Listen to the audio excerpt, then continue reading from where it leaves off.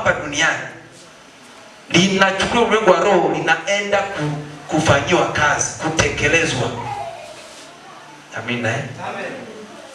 Tumepewa funguo za ufalme wa Mungu. Hii tunachokifunga hapa duniani kifungwa mbinguni. Tunachokifungua kinafungua mbinguni. Yeye mwanamke alizaa kuzaa. Sawa sawa na neno la nani? La Elisha. Bali Bwana sifiwe. Kwa hiyo maneno tunayoongea ulimwengu wa roho yanatunga mimba, ulimwengu wa roho yanazaa kitu. Alafu kile kitu kinakuja kuonekana ulimwengu wa kimwili baadaye. Kwa hiyo chunga sana unachokiongea.